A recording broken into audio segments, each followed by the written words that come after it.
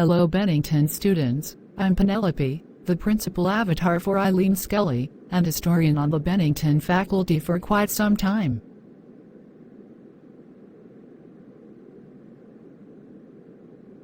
Today's presentation explores COVID-19 conspiracy theories. Perhaps you've come across one or two already? If so, I wonder how you reacted. Did you shake your head and wonder how any people could actually think that it's all the fault of Bill Gates and the globalist elite he belongs to?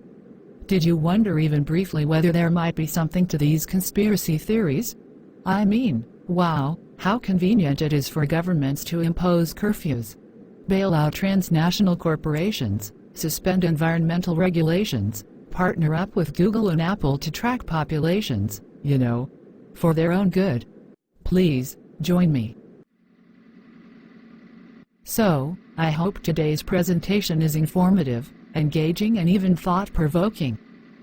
Here's how we will proceed. First, we begin with a wonderful monologue from Trevor Noah, of The Daily Show. Second, there's an overview of pandemic-related conspiracy theories. Third, comes a segment featuring scholars, to provide insights about the nature of conspiracy theories, how they function, why they spread.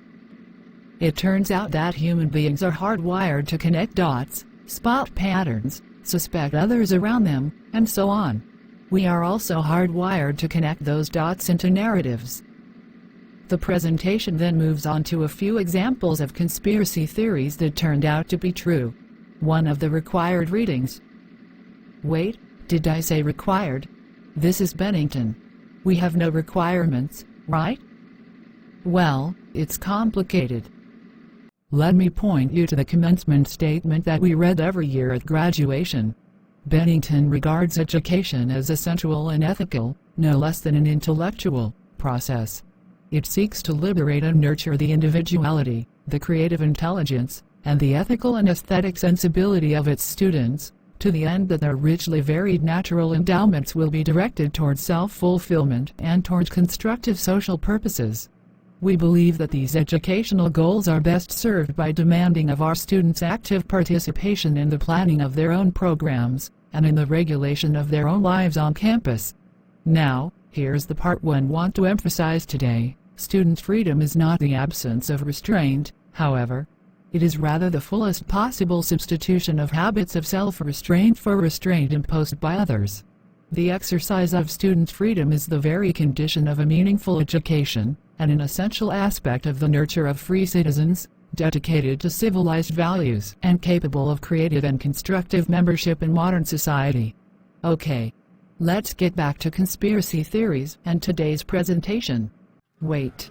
Not here. Okay. Now back to our topic.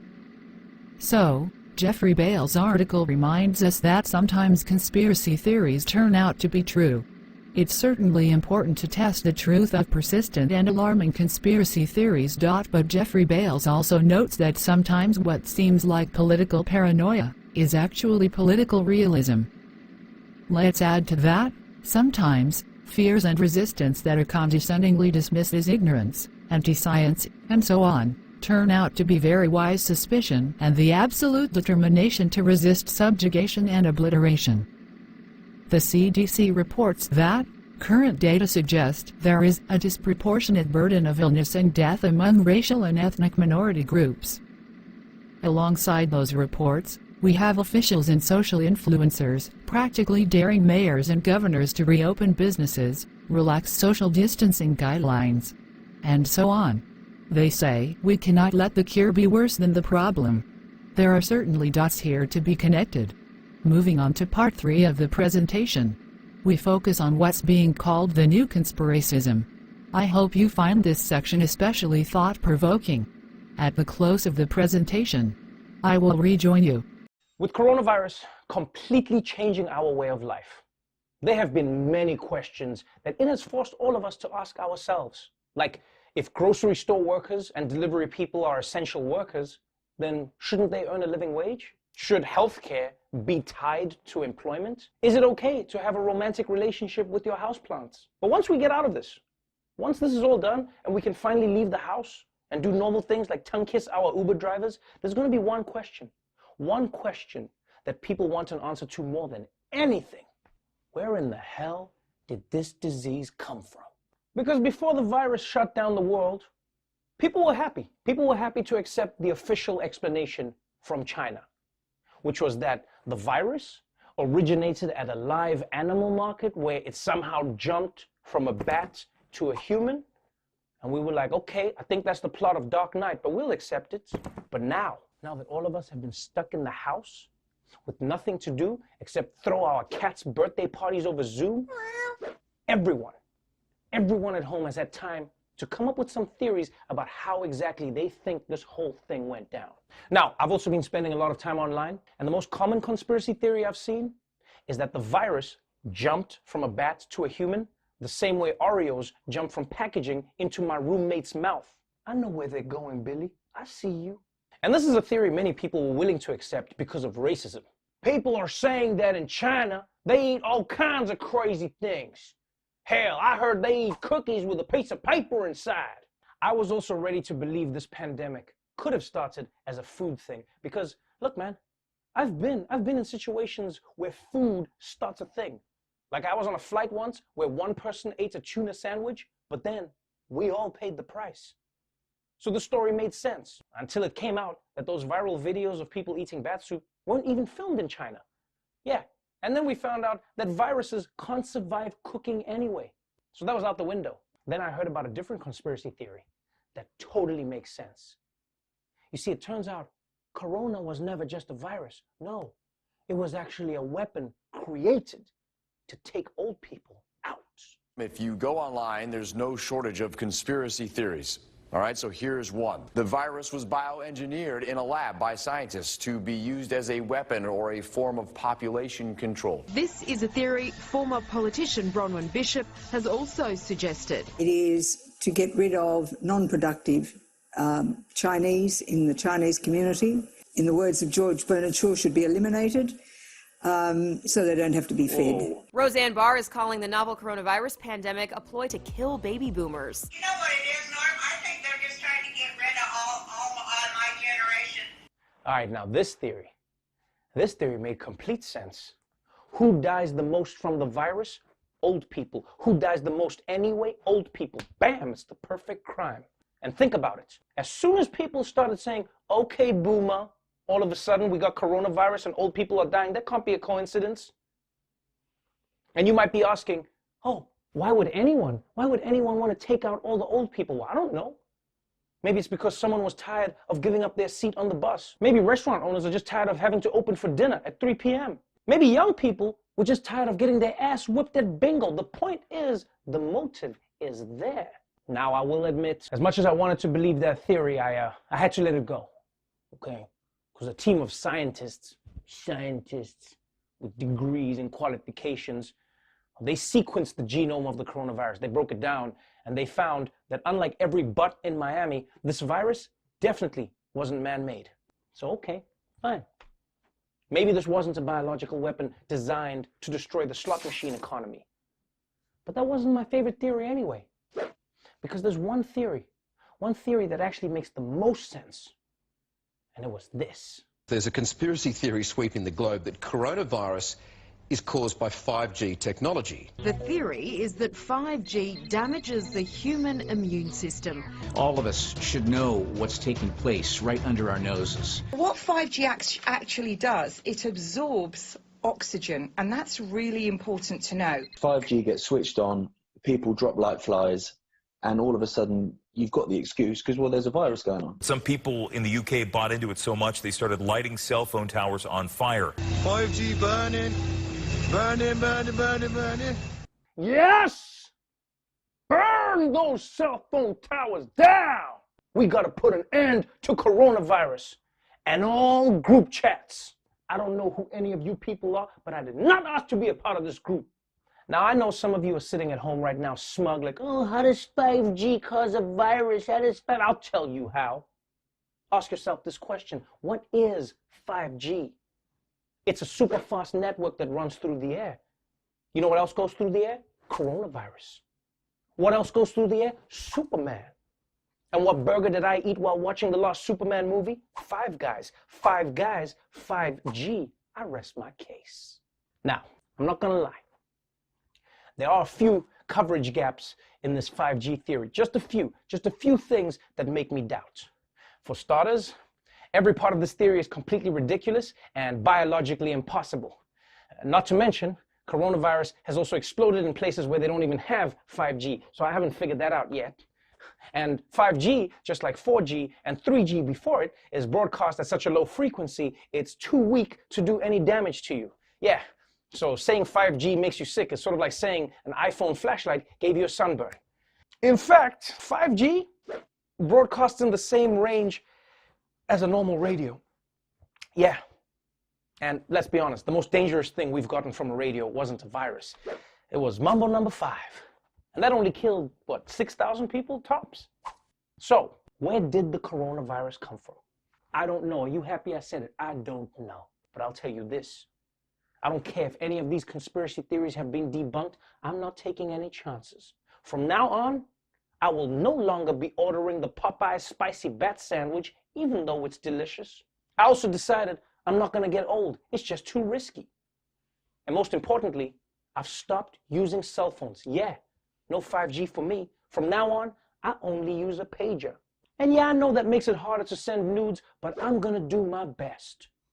And I know the alternative to all of this is that I could just wait for doctors and scientists to figure out where this virus came from. But I mean, come on, man. I'm not crazy. Another weapon against the spread of fake online news is governments themselves. The provision of clear, credible information is a crucial part of the battle. Well, a closed strategy is something that nobody recommends.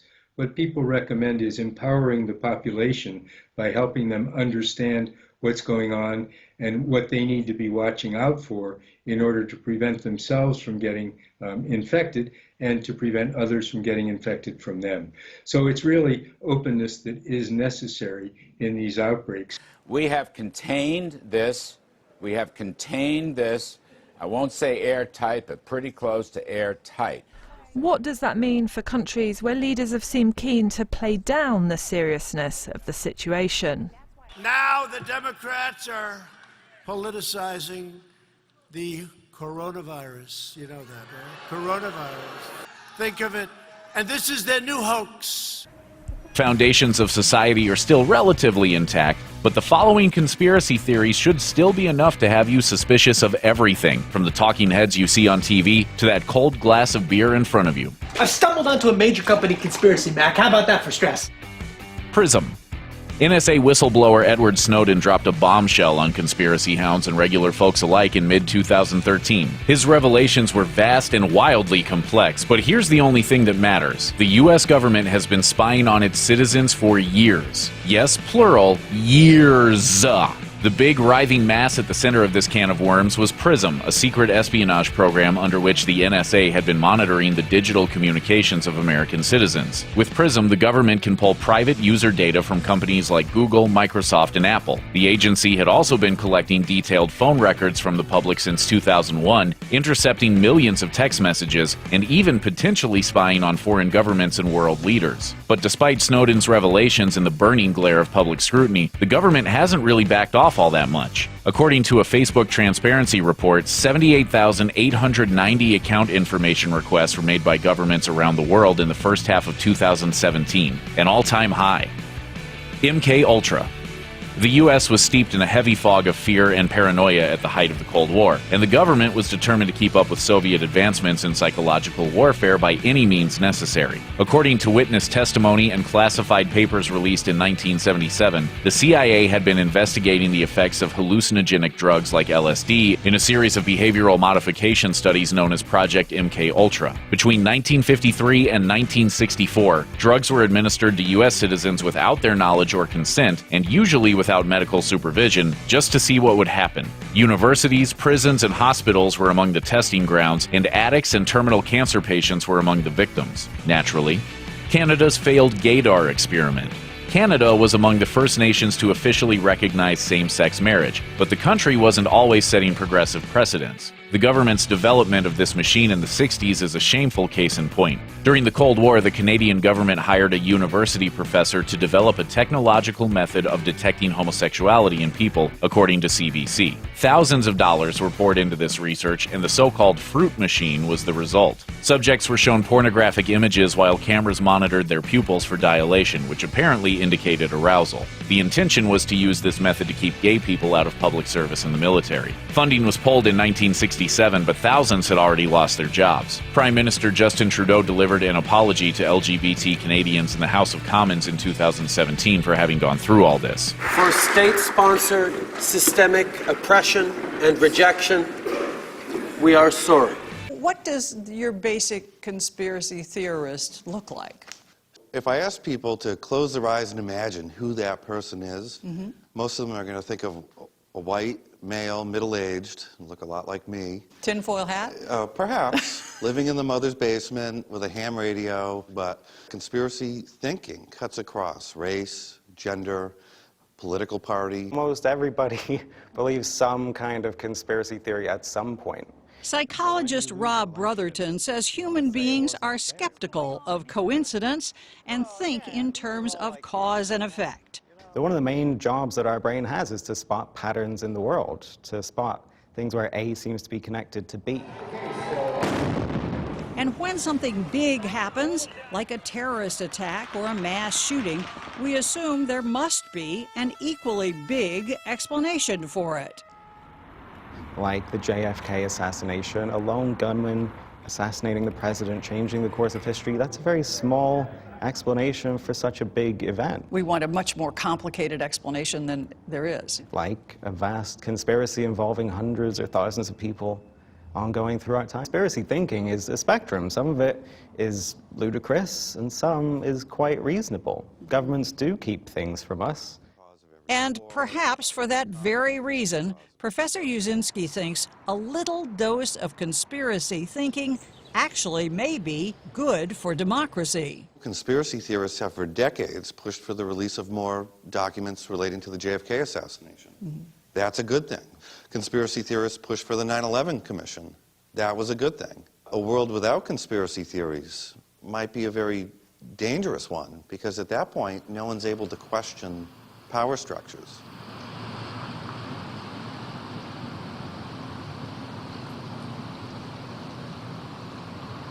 What if I were to tell you that the world is not in fact a sphere, but actually a flat disk? You'd probably point to photographs like these of Earth from space.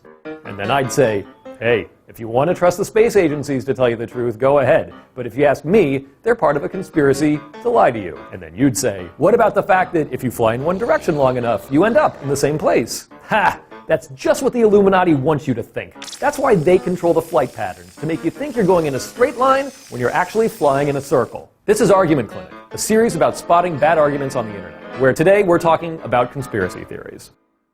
There's one out there for everybody. The JFK assassination, the faked moon landing, the Freemasons, chemtrails, CIA mind control, rigged election, Area 51. Once you get going, it's easy to see secret plots and shadowy cabals everywhere you look. In all of these cases, people can point to evidence disputing some of these claims. The photos of Neil Armstrong on the moon, the Warren Commission report, the studies that keep showing that vaccines work. To which you will inevitably hear, you think the people who faked the moon landing couldn't gin up a couple of phony photos? Wake up, sheeple! And there's the problem. Any evidence that would seem to contradict the conspiracy is further proof of the conspiracy. It cannot be disproven. Or, to use a term from science, it is not falsifiable. A hypothesis is falsifiable if you could imagine a way to prove it wrong through observation. So let's say I've only ever seen white swans, and so I assume that all swans are white. This is a falsifiable claim, because if I were ever to see a black swan, it would be disproven. Pretty simple, really. Philosopher Karl Popper came up with the idea of falsifiability in his 1934 treatise, Logik der Forschung. He was German. He was trying to figure out why Albert Einstein's theory of relativity felt more rigorous than, say, Karl Marx's theory of history, or Sigmund Freud's theories of psychoanalysis. Marx's and Freud's followers pointed out that those theories could explain pretty much anything that ever happened. Open the newspaper and you could interpret almost every story through the lens of Marx's ideas. As for Freud, you could explain just about every action someone took as a response to their parents, or repression, or sublimation. But to Popper, this wasn't a feature of these theories, but a bug. These theories had explanatory power, but no predictive power. Einstein, on the other hand, made specific predictions about, for instance, how light traveled. Predictions that, if disproven, would invalidate his entire theory. And Popper said that's what separated science from pseudoscience. As he wrote, every good scientific theory is a prohibition. It forbids certain things to happen. And the more a theory forbids, the better it is. It sounds strange, but good scientists and technologists actually spend a lot of time trying to disprove their theories, not prove them. Astro Teller, who runs X, Alphabet's fanciful moonshot division that builds self-driving cars and Wi-Fi delivering hot air balloons, says he rewards engineers who prove that ideas won't work. That's it. That's the secret. Run at all the hardest parts of the problem first. Get excited and cheer, hey, how are we going to kill our project today? Maybe you've spotted the sticky part here. The logical endpoint of falsifiability is that nobody can ever completely prove anything. You can never know if someone won't someday discover something that invalidates everything you thought was true. Like if you're Isaac Newton, who totally locked down the laws of physics until quantum mechanics showed he was mostly wrong. But that doesn't mean what the cousin you muted on Facebook thinks it means. Calling evolution just a theory doesn't mean it's wrong or a guess. A theory has a structure that allows for dispositive evidence. It could potentially be proven wrong someday if new evidence refutes it. So far, evolution has withstood every challenge, which has only made the theory more powerful. Falsifiability doesn't weaken the theory of evolution, it strengthens it. And the opposite is also true. If a theory is not falsifiable, it's not worth debating. So remember that the next time your cousin wants to argue that lizard aliens beneath the White House run international banking. That's probably just the chemtrails talking. Behind the conspiracy theories? Yeah. Well, it's people who genuinely believe that they have found out what is really going on. That's one of the major differences between conspiracy theories and fake news. With fake news, we usually assume that the people who put these stories into circulation are doing so cynically. They know that they are lying. With conspiracy theories, this is possible too. Some people are cynical about them and they just circulate them for political advantages or economic gain. But most people who are behind the corona conspiracy theories, and these are people all over the world, from the left, from the right, people who think of themselves as moderates, they are genuinely convinced that they are doing a service to mankind by exposing what is allegedly really going on. It's just the latest chapter, the newest episode in that story. So not that new after all. Who's behind them though? Behind the conspiracy theories? Yeah. Well, it's people who genuinely believe that they have found out what is really going on. That's one of the major differences between conspiracy theories and fake news. With fake news, we usually assume that the people who put these stories into circulation are doing so cynically. They know that they are lying. With conspiracy theories, this is possible too. Some people are cynical about them and they just circulate them for political advantages or economic gain. But most people who are behind the corona conspiracy theories, and these are people all over the world, from the left, from the right, people who think of themselves as moderates, they are genuinely convinced that they are doing a service to mankind by exposing what is allegedly really going on. Michael, isn't there a lot more to this than just conspiracy theories? I mean, doesn't this boil down to a crisis of trust?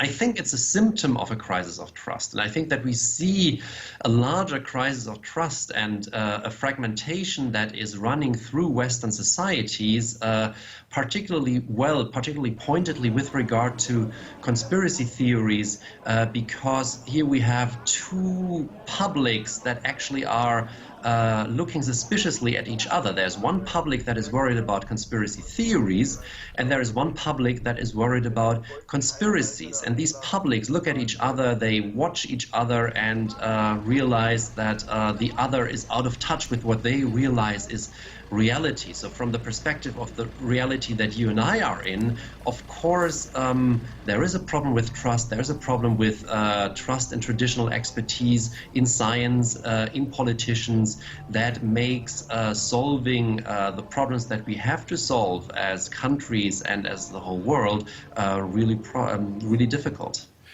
A person's knowledge can be made to disappear, to vanish, by undermining their self-confidence and their self-trust. Okay, what's that got to do with fake news and conspiracy theories?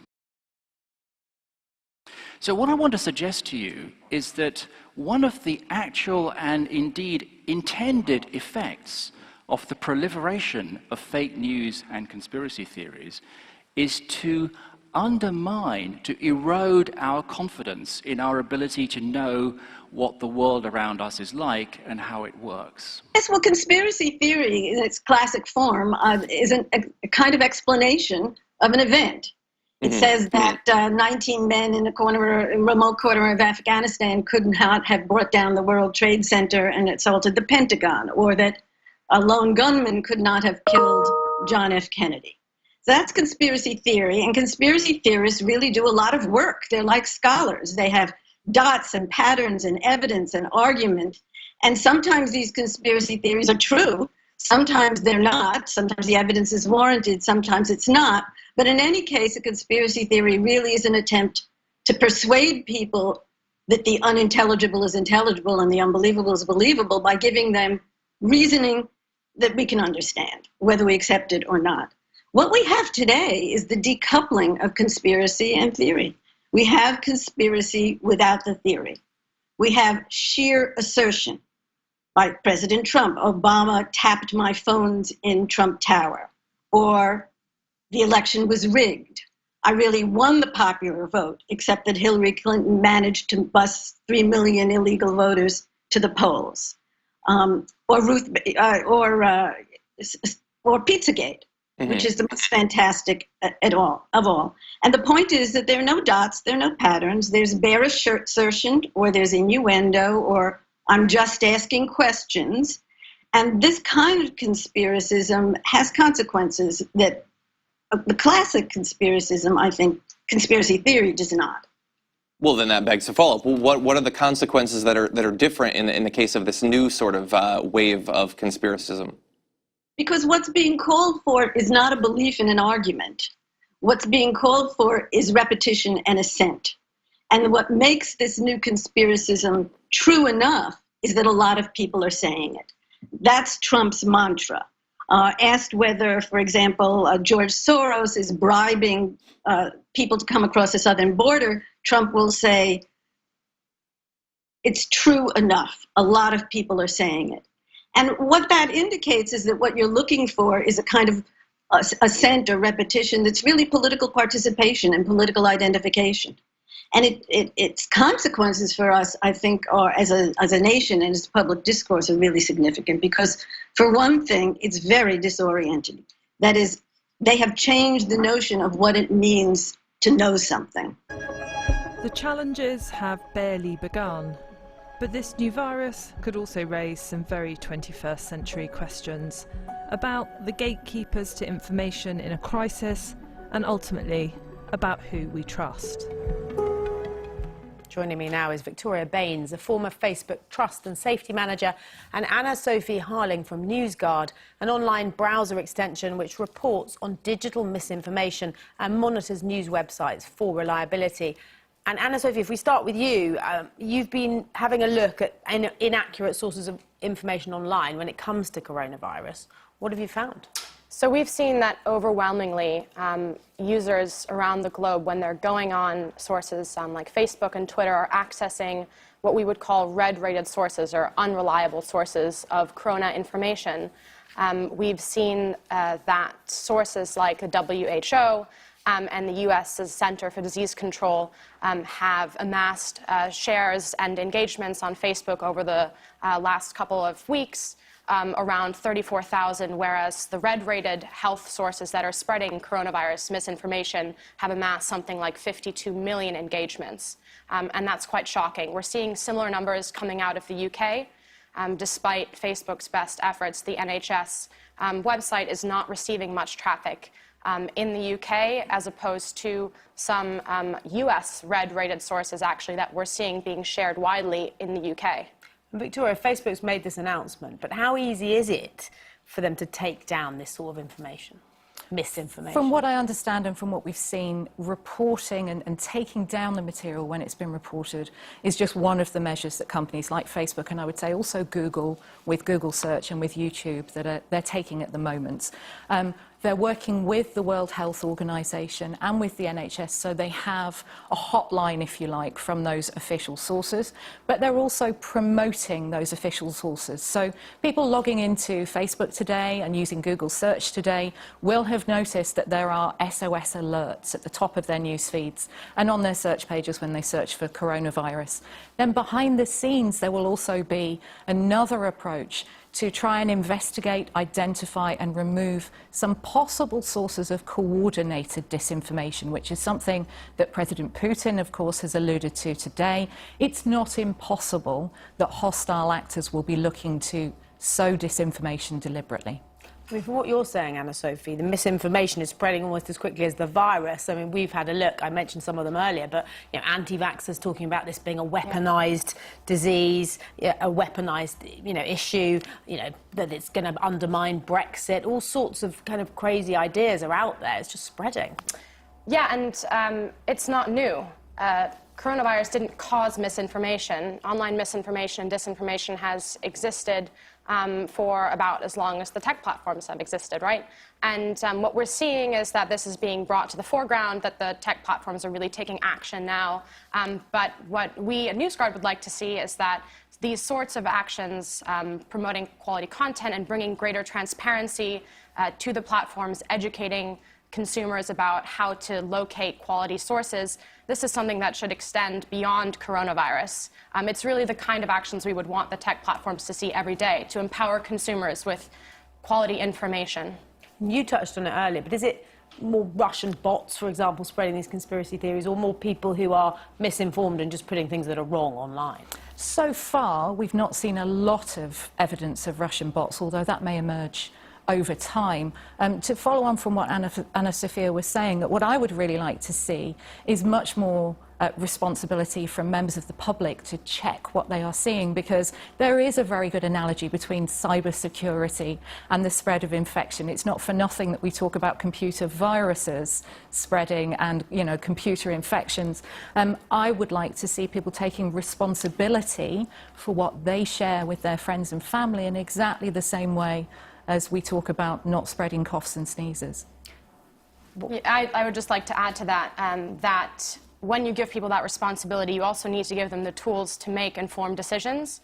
And I think that's why it's really important to educate online users about how to locate quality sources, how to identify for themselves, for example, who might be behind a certain website, what might their motivations be. I mean, aside from bots and from sort of foreign-born propaganda, what we're really seeing in terms of online health mis and disinformation are malicious actors who take advantage of the fear and the hysteria surrounding coronavirus right now, or vaccines or any kind of health issue, in order to turn a profit. So they might be publishing false information to get ad clicks, or they might be simply trying to promote a certain product. Oftentimes that can be quite harmful product. So you do need to teach people to think about, what is this person trying to get from me? Why is this message coming across? And are they trying to motivate from my attention or from my fear? And how likely is it that people will realise they have to self-regulate and that they will have the tools to do that? That's really challenging, actually. We live in an environment where we are encouraged by our online interactions to click now to click on an offer now, to click on an ad now. So delaying that gratification is one of the challenges that those of us who work in cybersecurity have. It's why we have a challenge stopping people clicking on links to malicious software in phishing emails, for instance. So it is very much the holy grail of cybersecurity. But I think I would also stress that we have that promotion of the legitimate material. So some of those hoaxes should be pushed down-ranked by the promotion of the legitimate material. Victoria Baines, Anna-Sophie Harling, thank you so much. So, am I the only avatar in this place? If we end up online a lot in the coming semester, avatars could be really useful.